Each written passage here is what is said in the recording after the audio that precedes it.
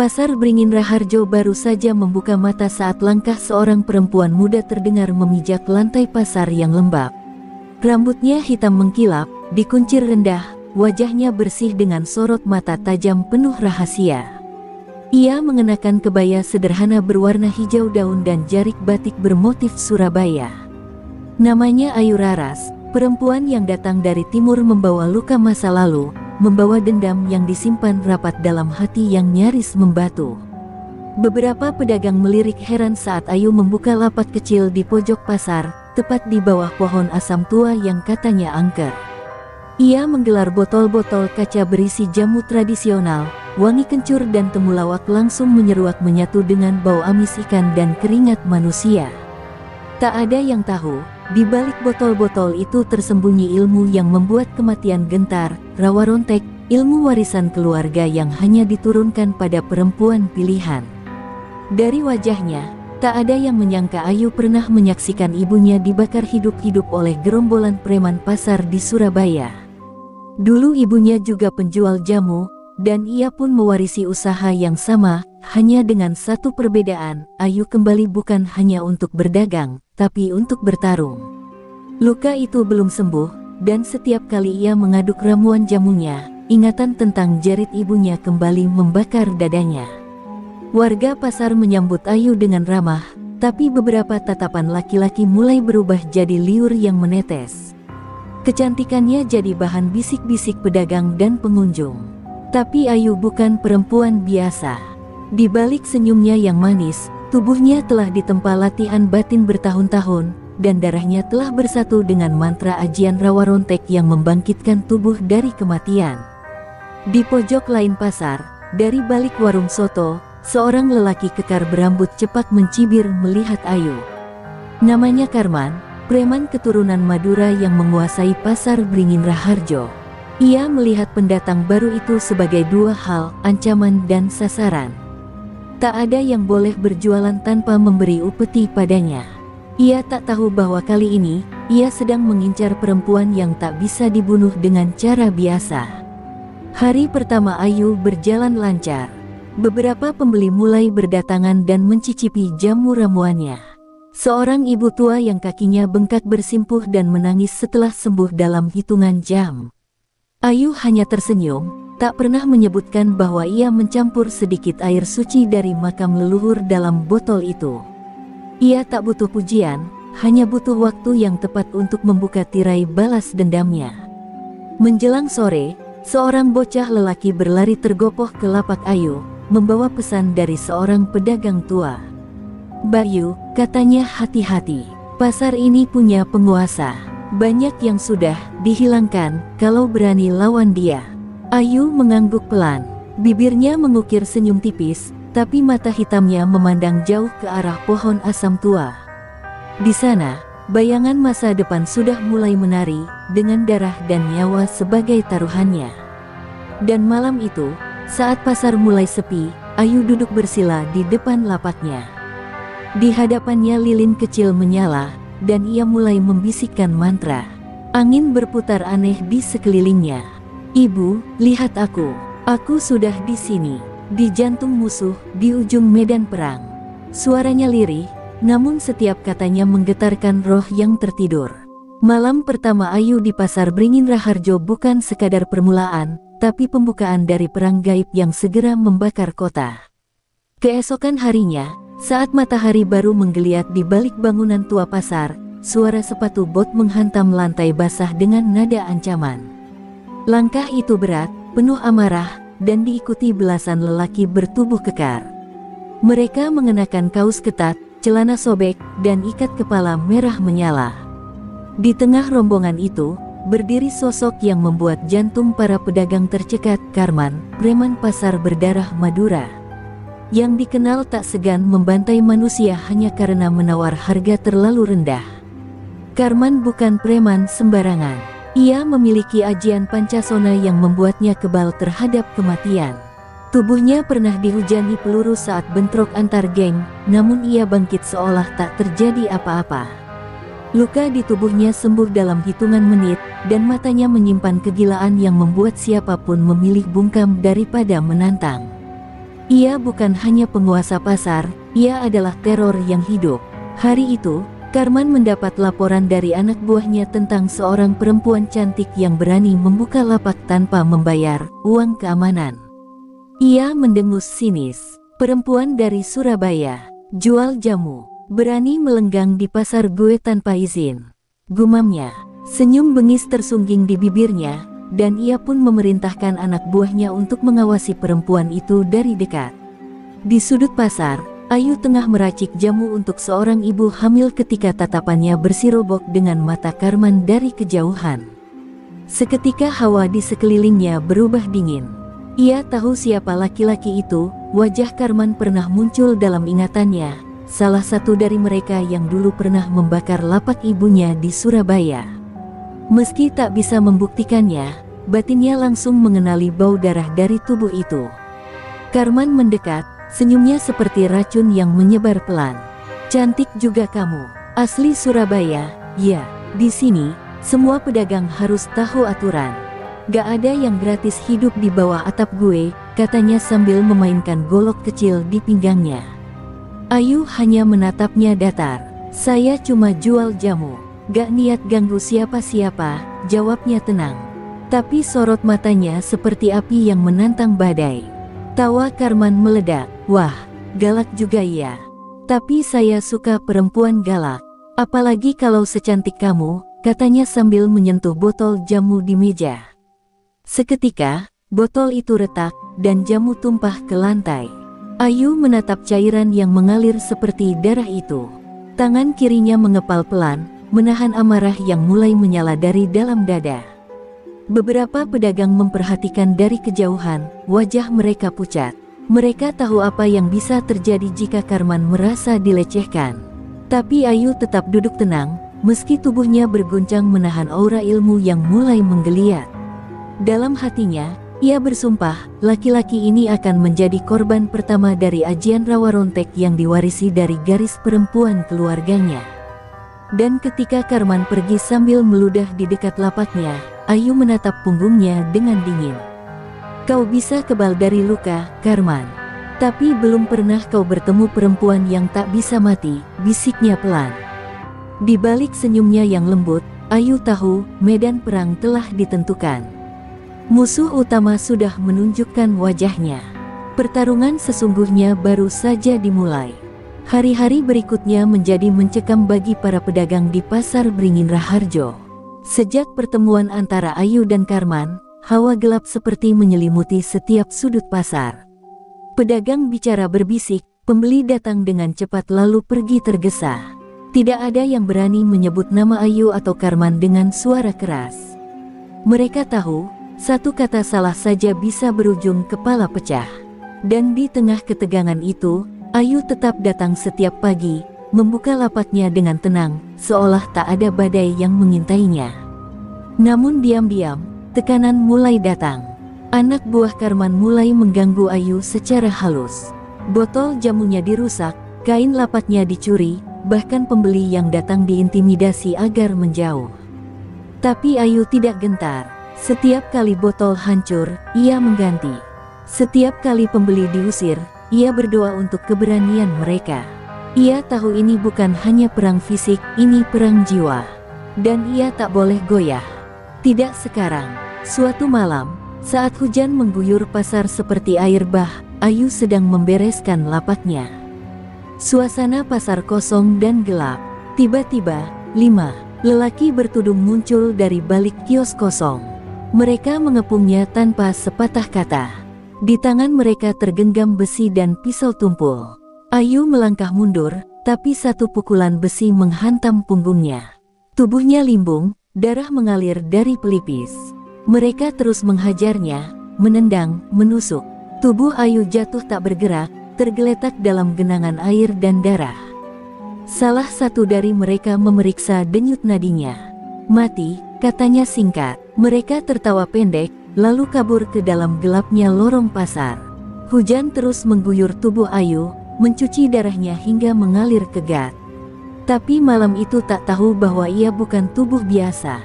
Di bawah hujan deras dan kilat yang menyambar, tubuh Ayu perlahan bergetar. Luka di wajahnya mulai menutup. Tusukan di perutnya menyatu perlahan. Matanya membuka perlahan dan ia bangkit. Dengan napas berat, Ayu duduk bersila di bawah pohon asam tua. Ia menggenggam sebungkus bunga kantil dan keris kecil yang dibalut kain kafan. Matanya merah, rambutnya tergerai menempel di wajah. Ia melantunkan mantra rawa rontek dengan suara lirih tapi penuh dendam.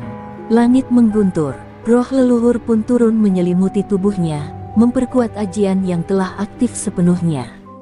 Malam itu, kematian pertama Ayu menjadi awal dari hidup barunya sebagai makhluk setengah gaib yang tak bisa dimusnahkan.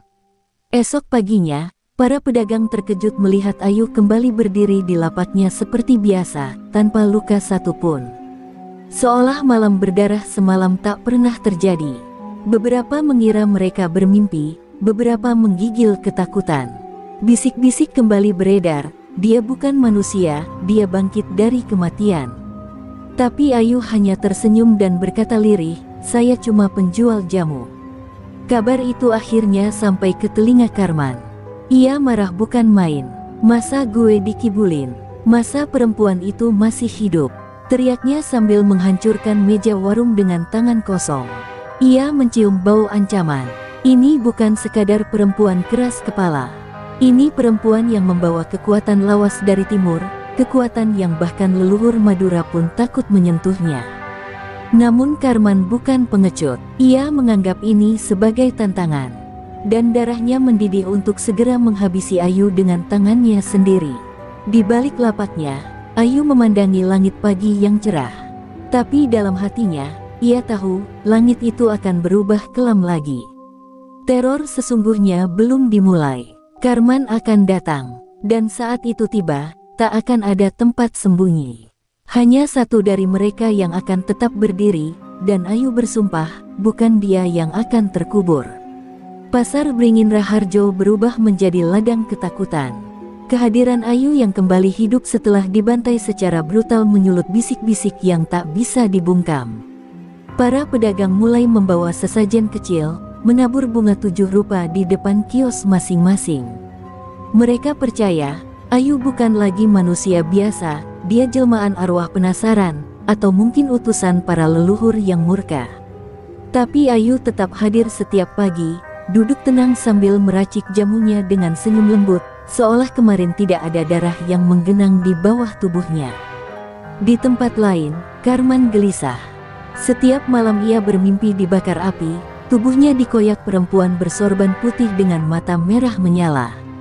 Ia terbangun dengan napas terengah dan tubuh basah oleh keringat dingin. Ajian Pancasona yang selama ini membuatnya tak kenal takut, kini seperti kehilangan kekuatannya. Tubuhnya mulai merasa lelah, dan saat ia mencoba bersemedi, suara-suara gaib mengutuknya dalam bahasa yang tak ia kenal. Ia sadar, ini bukan perlawanan biasa.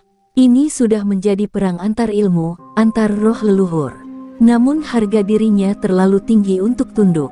"Kalau dia gak bisa mati, gue juga gak bisa mati," teriaknya sambil menancapkan keris pusaka ke dalam tanah, memanggil kekuatan leluhur Madura yang membesarkannya sejak kecil. Ia memanggil nama-nama tua, Joko Tole, Sakera, hingga Sunan Giri yang dulu ia khianati lewat ilmu hitam yang ia pelajari diam-diam. Ia bersumpah, Ayu harus lenyap dari pasar ini. Dengan caranya, dengan darahnya sendiri. Keesokan harinya, Ayu menemukan lapaknya dirusak abis. Botol pecah berserakan, racikan jamunya diinjak-injak. Di atas tikar lapaknya, tertulis huruf merah yang dilukis dengan darah ayam, pulang atau dibakar hidup-hidup. Tapi Ayu hanya duduk tenang. Ia menyapu sisa pecahan kaca, mengumpulkan daun-daun jamu yang masih bersih, dan kembali meracik. Tak ada amarah di wajahnya, hanya ketenangan seorang perempuan yang telah mati dan hidup kembali. Ia bukan lagi Ayu yang dulu, kini ia adalah simbol luka yang tak bisa dipadamkan. Beberapa pedagang mulai berani mendekat. Seorang nenek gemetar bertanya, "Nak, kamu ini manusia apa bukan?" Ayu menatap nenek itu dan menjawab lirih, "Saya masih manusia, Nek. Tapi hati saya sudah dikubur bersama ibu saya yang dulu dibakar preman." Jawaban itu membuat nenek itu menangis, lalu memeluk Ayu.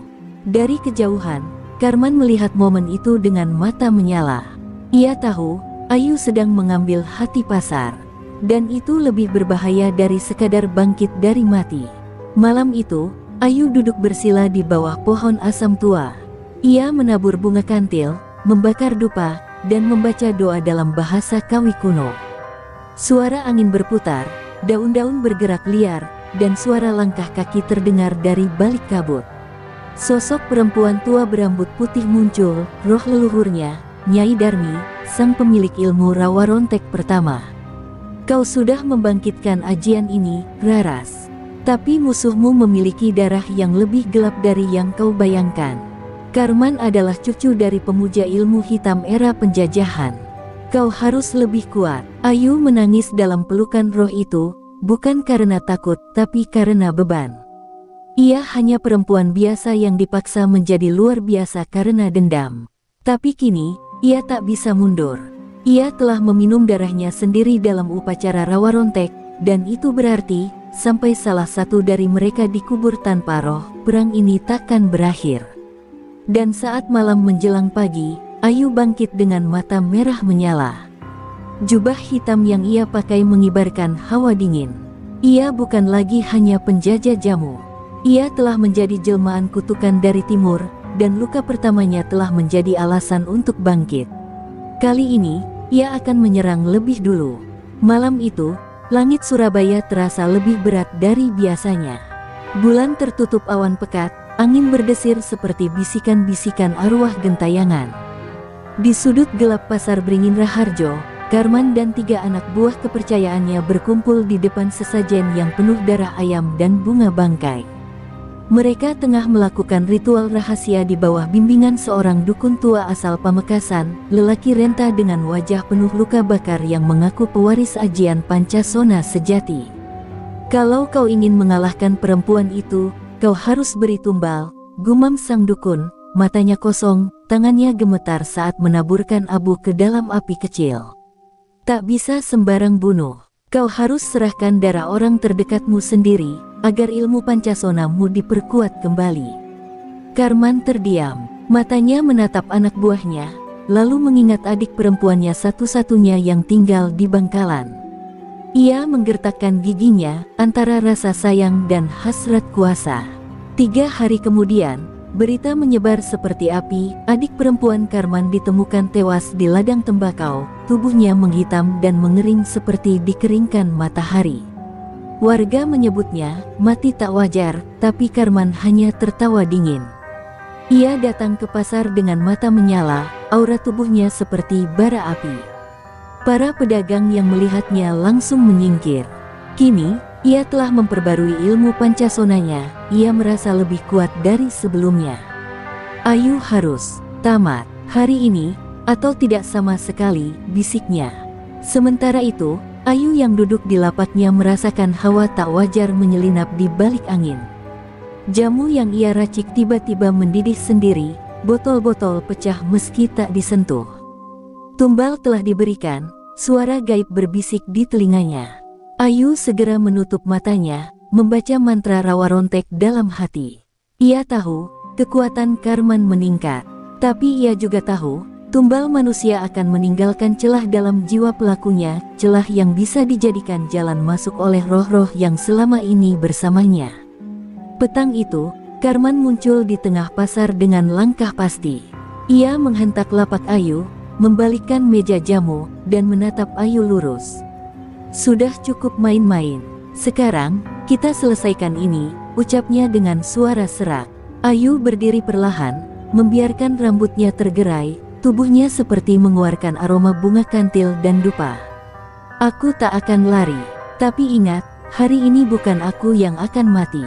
Orang-orang mulai berkumpul diam-diam di balik kios dan gerobak, menyaksikan pertarungan yang tak biasa. Ini bukan lagi urusan preman dan pedagang. Ini adalah duel antara 2 warisan ilmu kuno yang sudah ratusan tahun tak pernah bertemu. Ajian Pancasona melawan rawa rontek, 2 kutukan abadi yang hanya bisa dihentikan dengan kematian sejati. Dengan teriakan keras, Karman melompat menyerang, goloknya menebas udara. Ayu menghindar dengan kelincahan yang tak biasa, lalu menepuk tanah dengan tangan kanan. Tanah bergetar. Dari balik bayangannya, muncul kabut putih yang membentuk sosok Nyai Darmi. Perang gaib pun dimulai, bukan hanya antara dua tubuh, tapi juga dua dunia, dunia manusia dan dunia roh. Dan di tengah pasar yang kini berubah menjadi arena kegelapan, darah pertama mulai tercurah. Tapi darah itu bukan milik Ayu, melainkan salah satu anak buah Karman yang tiba-tiba berteriak kesakitan. Tubuhnya meledak seperti tak mampu menahan kutukan dari tumbal yang telah dikorbankan. Pertanda jelas, ilmu yang dibangun di atas nyawa orang tak bersalah tak akan pernah utuh. Ayu menatap Karman dalam-dalam. Kau telah mengundang maut, kini, biar aku yang mengantar. Petang itu langit menumpahkan hujan gerimis, seolah turut berkabung atas pertempuran yang tengah dimulai di pasar Beringin Raharjo. Suara petir sesekali menyambar, membelah langit dan menyinari dua sosok yang berdiri saling berhadapan, Ayu, dengan jubah hitamnya yang kuyup, dan Karman, dengan tubuh kekar berlumur darah anak buahnya sendiri. Suasana pasar yang biasanya riuh kini sepi mencekam. Hanya suara detak jantung para pedagang yang bersembunyi yang terasa seperti gendang perang. Karman melangkah maju, darah di tubuhnya seakan menjadi bagian dari kulit. Ia mencengkram keris pusakanya, dan dengan raungan keras, ia menghentakkan kakinya ke tanah. Tanah retak, dan dari retakan itu muncul asap hitam yang membentuk bayangan-bayangan menyerupai wajah-wajah korban tumbalnya. Ayu mengatupkan kedua tangannya, mengucap mantra rawa rontek yang menggetarkan tulang. Dari tubuhnya menyembur cahaya putih, mendorong balik kabut hitam itu seperti ombak menabrak batu karang. Benturan pertama terjadi. Karman melesat dan menebaskan kerisnya, tapi Ayu melompat tinggi, mendarat di atas gerobak dan melemparkan segenggam abu jimat ke arah Karman. Abu itu terbakar di udara, berubah jadi puluhan ular gaib yang menggigit tubuh Karman. Tapi Karman tak bergeming. Ia hanya tertawa, darah dari gigitan itu malah berubah menjadi api, membakar tubuhnya sebentar sebelum padam. Kau pikir aku lemah? Tumbal darahku membuatku abadi, teriaknya. Ayu mundur 2 langkah, matanya mulai menunjukkan rasa lelah. Ilmu rawa rontek bukan tanpa batas. Setiap kali ia mati dan hidup kembali, jiwanya tercerai sedikit demi sedikit. Tapi Ayu tak gentar. Ia mengingat ibunya yang dibunuh preman saat masih kecil. Ia mengingat tubuhnya yang dikoyak hidup-hidup oleh Karman. Ia mengingat air mata seorang nenek yang memeluknya dengan haru. Semua itu membuatnya bertahan, meski nyawa harus dibayar berkali-kali. Rawa rontek bukan hanya tentang hidup kembali, gumam Ayu, suaranya berat dan dalam. Ini tentang bagaimana kematian tidak lagi menakutkan, dan bagaimana luka menjadi kekuatan. Ia merentangkan tangan, dan dari tanah di sekitarnya muncul roh-roh perempuan. Para leluhur perempuan yang pernah ditindas, dibunuh, diperkosa, dan dilupakan. Mereka semua berdiri di belakang Ayu, menatap Karman dengan sorot mata yang tak bisa dilawan oleh golok manapun. Karman mulai panik, tangannya gemetar, kerisnya tak lagi panas. Ia menebas ke udara, tapi bayangan para leluhur itu tak bisa disentuh. Ia mundur perlahan, napasnya tersengal, lalu tiba-tiba, brak. Sebuah kayu lapak jatuh dan menusuk kakinya. Ia tersungkur, dan saat ia menatap ke depan, Ayu sudah berdiri tepat di hadapannya, menatap tanpa ampun. 1 kali lagi kau mati, Karman. Dan kali ini, tak ada yang bisa membangkitkanmu, bisiknya. Ayu menusukkan jarinya ke dada Karman, tepat di jantung. Bukan fisik yang ia sentuh, tapi inti jiwa. Karman menjerit, tubuhnya menggeliat hebat. Dari mulutnya keluar kabut hitam, dan di saat itu pula, hujan turun deras. Tubuh Karman bergetar keras sebelum akhirnya roboh, tidak mati, belum. Tapi ruhnya telah mulai retak. Dan itu berarti, kemenangan perlahan mulai berpihak pada Ayu. Tubuh Karman tergolek di tanah pasar yang becek, matanya membelalak namun kosong. Ia masih hidup, tapi jiwanya seakan telah diikat tali tak kasat mata. Sementara Ayu berdiri tegak, tubuhnya gemetar menahan kelelahan, darah mengalir dari hidung dan telinganya. Rawa Rontek menyelamatkannya dari kematian, tapi perlahan merobek sisi kemanusiaannya.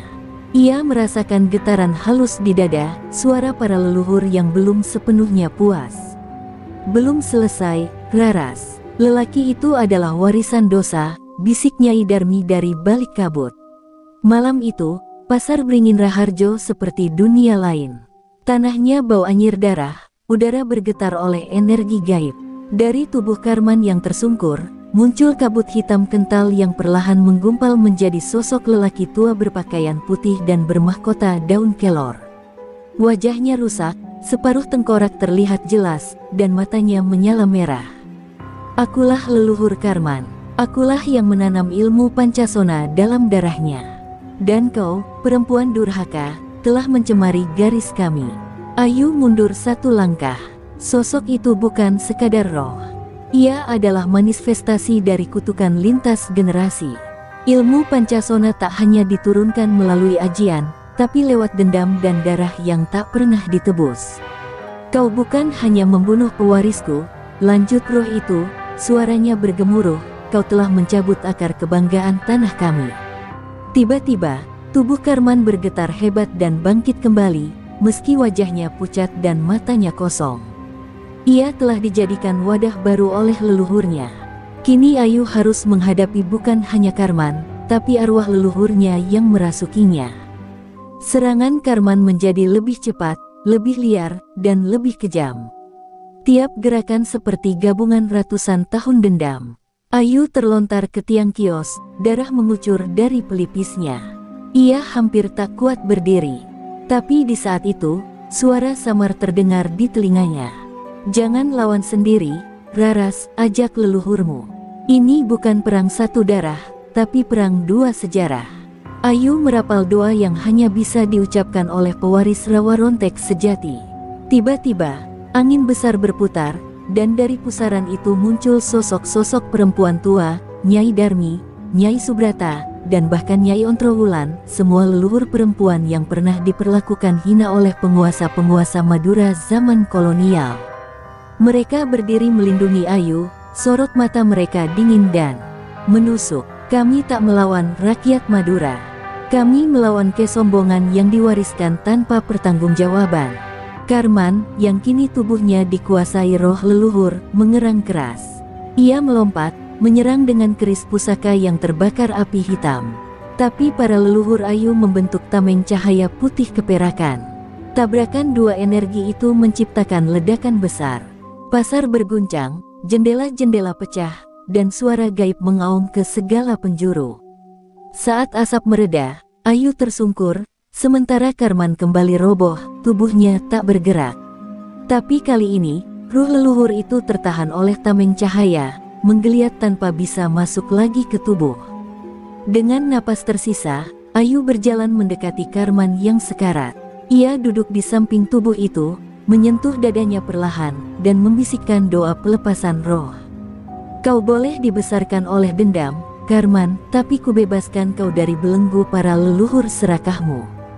Biarlah generasi berikutnya bebas dari kutukan ini, ucapnya lirih. Sebutir air mata jatuh dari mata Karman. Mungkin kesadarannya sempat kembali, mungkin tidak. Tapi saat roh jahat itu lenyap dihembus cahaya, pasar kembali tenang. Namun Ayu tahu, ini belum usai. Masih ada dendam-dendam lain yang bersembunyi di sudut-sudut negeri. Dan selama ilmu Rawa Rontek mengalir dalam darahnya, ia adalah penjaga bagi mereka yang tak bisa melawan. Dan malam itu, Ayu berjalan menjauh dari pasar, meninggalkan jejak darah dan keberanian. Ia bukan hanya perempuan penjual jamu. Ia adalah warisan luka yang memilih untuk melawan. Pagi menyapa pasar Beringin Raharjo dengan suasana muram. Sisa-sisa pertempuran malam tadi masih tampak jelas, puing-puing lapak berserakan, dinding-dinding hangus terbakar, dan aroma darah masih menguar meski hujan sempat menyapunya. Para pedagang datang satu persatu dengan raut wajah was-was, menyaksikan jejak pertempuran antara dua ilmu paling sakti yang pernah dikenal tanah Jawa. Di tengah reruntuhan, ada satu lapak kecil yang masih berdiri kokoh, lapak jamu Ayu. Ayu duduk bersila di depan lapaknya, tubuhnya lemah, tapi wajahnya tetap tenang. Mata sayunya menatap ke kejauhan, menanti sesuatu yang ia tahu akan datang. Ia telah menumbangkan Karman, bahkan melepaskan leluhurnya dari tubuh sang preman. Tapi ia juga tahu, kekuatan macam ilmu Pancasona tak pernah benar-benar lenyap, ia hanya berpindah, menunggu inang baru. Dan benar saja, suara langkah tergesa menghampiri, seorang bocah lelaki, kira-kira berusia 12 tahun, mata merah, membawa keris kecil warisan Karman. Bocah itu adalah Seno, keponakan Karman. Ia datang dengan penuh amarah dan kesedihan. "Kau yang membunuh paman Karman!" teriaknya dengan suara parau. Ayu memandangnya lama, melihat masa depan yang kelam jika kebencian terus diwariskan. "Aku hanya memutus rantai yang sudah terlalu lama membelenggu," jawabnya tenang. Tapi bocah itu tak paham, hatinya masih dikuasai dendam yang ditanam sejak kecil. Ia mengangkat keris itu dan menebaskannya ke arah Ayu, namun sebuah cahaya putih muncul dan menahan gerakannya. "Cukup!" suara Nyai Darmi bergema dari balik dimensi gaib. "Darah tidak bisa dibersihkan dengan darah. Dendam tidak pernah mengakhiri dendam." Seno terdorong ke belakang, menangis keras. Ayu bangkit, meski kakinya nyaris tak kuat. Ia berjalan menghampiri bocah itu dan memeluknya. "Aku tak ingin membunuhmu, Seno. Aku ingin kau hidup, bukan sebagai bayang-bayang Karman, tapi sebagai cahaya bagi generasimu sendiri." Tangisan Seno mereda, tapi matanya masih menyimpan luka yang dalam. Ayu tahu, luka-luka seperti ini tak sembuh hanya dengan pelukan. Ia butuh waktu, butuh cerita, dan butuh cinta yang tak berhenti. Maka Ayu memutuskan sesuatu yang berat, ia akan meninggalkan pasar Beringin Raharjo.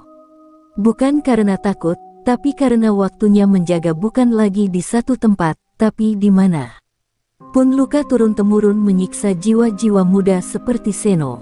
Hari itu, Ayu pamit kepada para pedagang.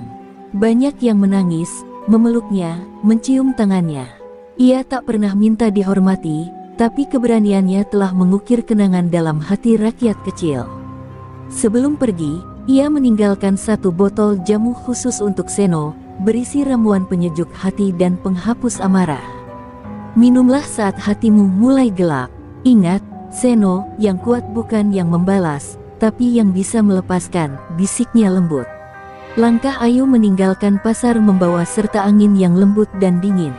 Dari kejauhan, sosok-sosok gaib para leluhur masih mengawalnya. Tapi kali ini, mereka tak lagi membawa amarah. Mereka membawa berkah. Di jalanan lengang menuju timur, Ayu tahu perjalanannya baru dimulai. Sebab darah para perempuan yang ditindas belum sepenuhnya kering. Dan selama masih ada air mata yang jatuh karena kekerasan, Ayu akan datang dengan rawa ronteknya dan hatinya yang tak pernah padam.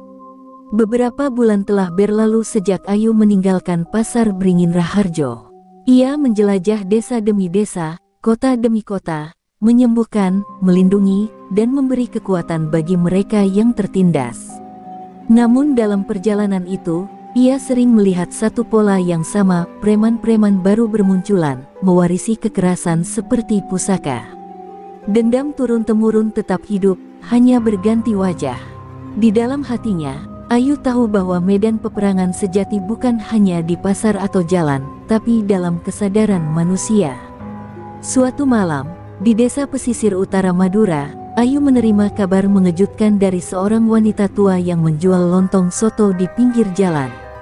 "Pasar Beringin Raharjo tak lagi aman," bisik wanita itu. "Setelah kau pergi, preman-preman dari Pulau Sepudi datang. Mereka membawa ajian baru, ajian api Koloroyo. Mereka membakar lapak, memperkosa, dan membunuh lebih kejam dari Karman." Dada Ayu sesak. Ia merasa gagal. Pergi untuk menyembuhkan dunia, tapi membiarkan luka lama menganga kembali di rumahnya sendiri. Malam itu Ayu menangis. Di pinggir laut, ia duduk bersila dan merapal doa kepada para leluhur. "Nyai Darmi, Nyai Ontrowulan, apa aku salah meninggalkan mereka?" Angin berembus kencang, dan dari pusaran ombak, muncul Nyai Subrata, berwajah tenang namun mata merah membara. Kau tak salah, Raras.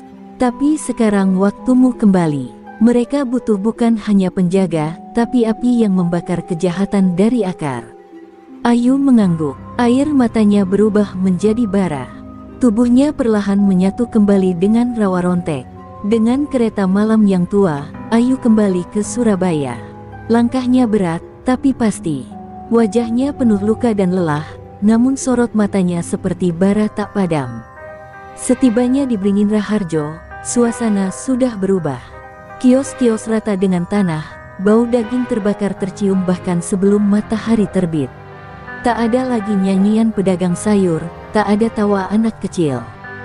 Hanya suara derap sepatu para preman dan sorak-sorai kemenangan atas ketakutan rakyat kecil. Ayu berdiri di gerbang pasar, mengenakan kebaya hitam dan selendang merah darah. Kembalinya perempuan api, bisik seorang pedagang tua dari kejauhan. Para preman yang mengenalnya mulai gelisah. Salah satu dari mereka, yang bernama Bujel, maju dengan sombong. Kau pikir bisa melawan kami semua? Kami punya ajian api Koloroyo. Sekali tiup, tubuhmu jadi arang. Ayu tersenyum tenang. Silakan coba, ucapnya pelan, sebelum matanya berubah merah menyala. Pertarungan pun pecah. Bujel dan anak buahnya menyemburkan api dari mulut dan tangan mereka. Tapi rawa rontek milik Ayu justru menyerap nyala itu, mengubahnya menjadi energi suci. Ayu melayang di udara, tubuhnya diselimuti aura putih keemasan. Ia merapal mantra warisan Nyai Darmi, memanggil para leluhur untuk satu kali terakhir, tidak untuk membunuh, tapi menyucikan. Dalam sekejap, seluruh pasar dibungkus cahaya menyilaukan yang membakar kesombongan dan kekerasan hingga ke akar. Saat cahaya itu mereda, para preman tersungkur, tubuh mereka kaku seperti batu. Api yang selama ini mereka banggakan berubah menjadi bara kecil di kaki Ayu. Ia menatap mereka semua satu persatu, lalu berujar dengan suara lantang, kalian tak akan mati, tapi akan merasakan sakit seperti yang kalian berikan. Setiap malam, arwah korban kalian akan datang dan mengetuk jiwamu. Ini bukan kutukan, ini pelajaran. Ayu tak menyentuh mereka lagi. Ia hanya berjalan, kembali ke tengah pasar, dan duduk di lapaknya yang dulu. Dengan darah, luka, dan kelelahan, Ayu kembali menjadi perempuan biasa. Tapi semua orang tahu, ia adalah perempuan api.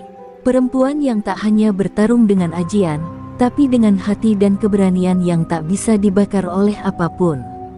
Dan malam itu, pasar Beringin Raharjo mulai pulih. Tak hanya dari kehancuran, tapi dari sejarah kekerasan yang selama ini ditutupi sunyi. Pasar Beringin Raharjo mulai pulih. Namun, meski kios-kios berdiri kembali dan para pedagang kembali berjualan, suasana tetap tak sama seperti dulu. Rasa takut dan luka masih membekas di setiap sudut. Ayu duduk di depan lapak jamunya, memandang langit sore yang mulai gelap. Dalam hatinya, ia tahu bahwa perjuangannya belum selesai. Rawa rontek bukan hanya ilmu yang diwariskan, tapi tanggung jawab yang harus dijaga. Di malam yang sunyi, Ayu memanggil Seno, bocah keponakan Karman yang dulu membawa keris dan dendam. Kini, Seno berdiri di hadapannya dengan wajah yang berbeda. Tak ada amarah, hanya tekad yang dalam. Ayu, aku ingin belajar. Aku tidak mau menjadi bayangan masa lalu keluargaku, ucapnya dengan suara mantap. Ayu tersenyum hangat, merasakan harapan baru yang mulai tumbuh. Ilmu bukan untuk membalas, tapi untuk melindungi dan membebaskan, Seno. Ayu mengajarkan Seno ajian rawa rontek, mengajarinya cara menghargai kekuatan dan arti dari pengorbanan. Mereka berlatih hingga fajar, tubuh dan jiwa mereka terasah bersama. Di saat yang sama, kabar tentang perempuan dengan ilmu sakti di Beringin Raharjo mulai tersebar, memberi harapan kepada mereka yang selama ini teraniaya. Pasar bukan lagi hanya tempat transaksi, tapi simbol perlawanan dan harapan. Namun, dari kejauhan, bayangan gelap terus mengintai. Ilmu Pancasona yang dahulu diwariskan Karman tidak sepenuhnya hilang. Ada kekuatan lain yang masih bangkit diam-diam, menunggu waktu yang tepat untuk kembali. Ayu dan Seno tahu, mereka harus terus waspada. Perjuangan ini adalah warisan yang tidak bisa berhenti pada satu generasi. Di tengah senja, Ayu berdiri menghadap arah timur, mata menatap jauh ke cakrawala. Ia tahu, warisan darah ini bukan kutukan, melainkan api yang harus terus dinyalakan agar tidak padam. Dengan tekad bulat, ia berjanji akan melindungi siapapun yang lemah dan melawan kezaliman tanpa mengenal lelah. Ini bukan akhir, bisiknya lirih, tapi awal dari cerita yang lebih besar. Kehidupan di Beringin Raharjo perlahan berubah. Anak-anak bermain tanpa rasa takut, pedagang berjualan dengan senyum lebar, dan malam-malam yang dulu dipenuhi teriakan kini digantikan oleh nyanyian. Ayu menjadi legenda hidup, perempuan yang mengubah darah dan luka menjadi kekuatan yang tak terpadamkan. Ia tidak hanya melawan preman, tapi juga melawan sejarah kelam yang selama ini membelenggu. Seno kini berdiri di samping Ayu, siap mengambil tongkat estafet. Mereka tahu, jalan ini panjang dan berliku, tapi dengan semangat yang menyala, mereka yakin bisa mengubah nasib banyak jiwa. Di bawah langit yang cerah, mereka melangkah bersama, menyalakan api yang tak akan pernah padam. Sebuah warisan yang bukan hanya milik mereka, tapi milik seluruh rakyat yang haus akan keadilan. Dan di balik bayang-bayang, para leluhur tersenyum. Mereka tahu, perjuangan perempuan cantik dari Surabaya ini telah menulis bab baru dalam sejarah, bab tentang keberanian, pengorbanan, dan harapan yang menyala di tengah gelap. Dengan ilmu rawa rontek di tangan, Ayu dan Seno siap menjaga warisan itu untuk selamanya.